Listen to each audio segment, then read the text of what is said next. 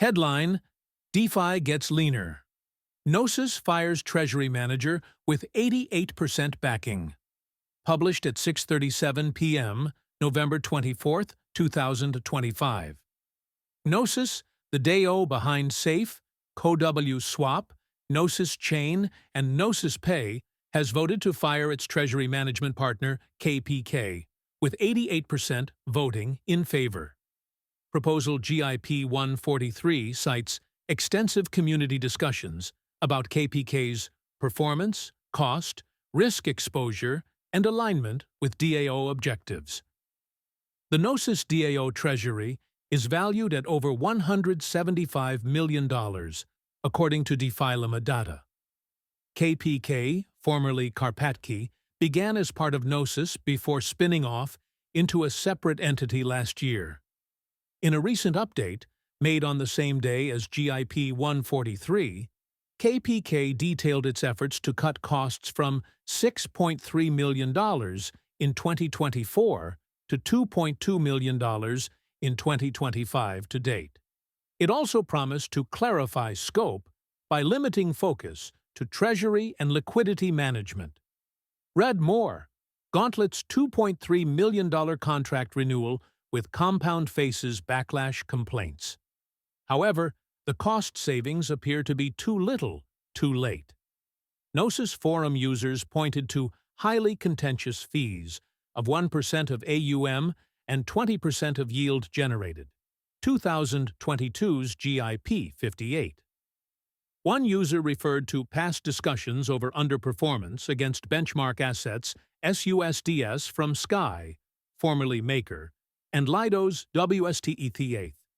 Another accused KPK of failing to manage concentrated liquidity positions where around $8 million is out of range.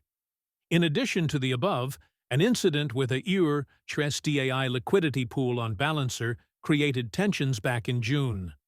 The pool was set up by KPK, Gnosis, and Balancer and held DAO funds to facilitate swaps and earn fees. The pool, which acted as the primary source of liquidity for Gnosis Pay, was configured with an oracle which only updated every 3 hours and not on weekends. The user who notified Gnosis Forum estimated that $700,000 was lost to arbitrage of the lagging prices. The post notes KPK's and Balancer's catastrophic incident management, while KPK apologized and promised a refund, including a bounty for the user who flagged the bug. Responses to Proposal GIP 143 also note shameless votes from KPK employees, which reportedly made up 75% of support. It's not only Gnosis where KPK's performance has been brought into question. Discussions on the Ethereum name service forums noted that total returns didn't beat inflation. Users also found errors in some yield calculations.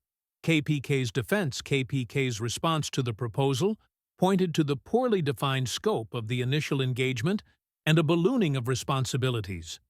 It also noted 2024's proactive removal of idle holdings from the fee base and a $2 million fee cap.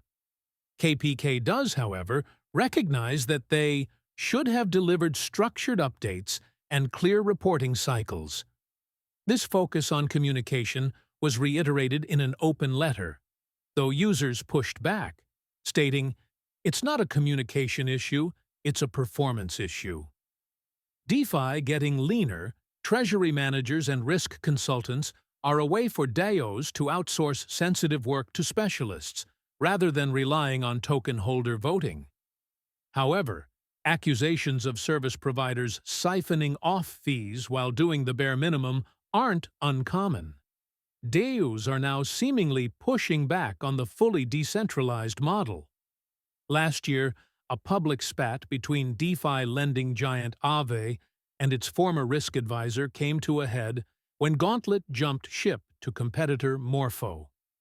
More recently, Uniswap's move to turn on the long-awaited fee switch, whilst consolidating operations left DeFi divided. This month, the reputation of vault curators has taken a beating following spectacular collapses of strategies run by those happy to take fees, while depositors take the risk. One observer from Sandbox Tree Capital commended Gnosis DIO's move as a business sense-driven decision. This recording is AI-generated.